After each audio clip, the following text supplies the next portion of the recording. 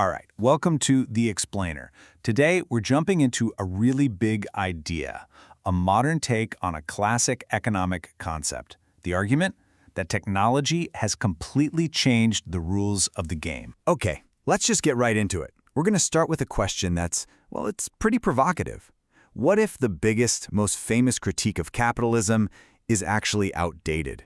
What if that core idea, surplus value, just doesn't work in the world we live in today?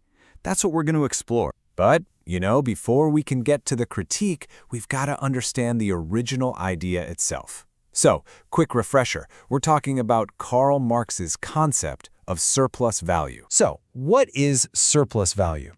Put really simply, Marx's whole theory was that profit comes from one specific place.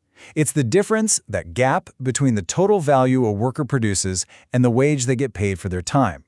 That extra bit, that surplus, that's what the owner of the company gets to keep. So you see how this creates a cycle, right? The worker makes stuff, creating value. They get a fixed wage, which is only part of that value. And the rest? That becomes the profit for the capital owner. Now, according to Marx, this is the engine that just keeps concentrating wealth at the very top. But here's the catch. This whole idea, this whole model, it really hinges on the value created by human labor. So what happens when something new and incredibly powerful enters the picture? I'm talking about the machine. And this, right here, is the question the whole modern critique is built on. If all that value is supposed to come from human work, what happens when the work isn't just human anymore? What happens when productivity comes from somewhere else? And this really sets up two competing forces. On one hand, you've got good old-fashioned human intelligence. The physical work, the brain power that people bring to a job. But on the other hand, you have what our source material calls the intelligence of things. And that's all about the incredible, massive power of today's machines, robotics, and, of course, AI. Okay, so to make this less abstract and a lot more real, let's walk through a little story. It really helps make the point crystal clear. We'll call it the fable of the cake factory. So first up, imagine factory number 1. It's a classic, artisanal shop. Heck, let's even say it's a co-op, owned by its 100 employees. They all work together, they make 100 amazing cakes every day, and they sell them for $100 a piece. Okay, but then, factory number 2 opens right next door. And this place is different. It's almost completely automated, packed with advanced robots. It only needs one person to keep an eye on things, and it pumps out 1,000 cakes a day. So what do you think happens next? You guessed it, a total price collapse. The robotic factory is so unbelievably efficient, it can sell its cakes for just a single dollar. And let's be honest, who's going to pay $100 for a cake when you can get one for $1? The result is, well, it's fast and it's brutal. The artisanal factory just can't compete. Even with its dedicated workers, even though they own the place, they go bankrupt. The classic idea of surplus value from their labor didn't matter because the real value was now being generated somewhere else entirely. And look, this isn't just some boring business school case study. This has huge, profound, and very human consequences.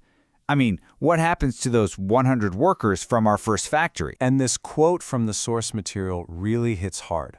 It says, they lose their social function, they feel useless. It's not just about the money. What you get is what the source calls an army of the inactive.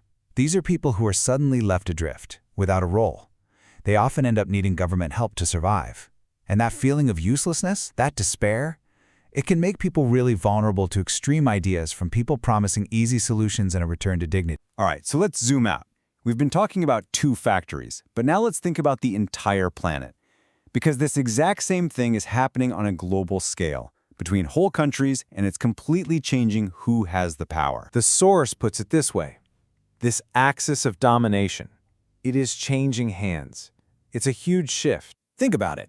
The very nature of power is evolving. In the classic model, it was capital versus labor. But now it's shifting to the countries that control the technology of production.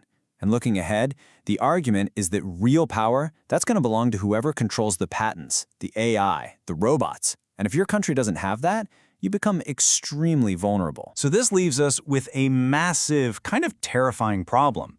If this new world of automation is so brutal for so many people, why don't we just stop?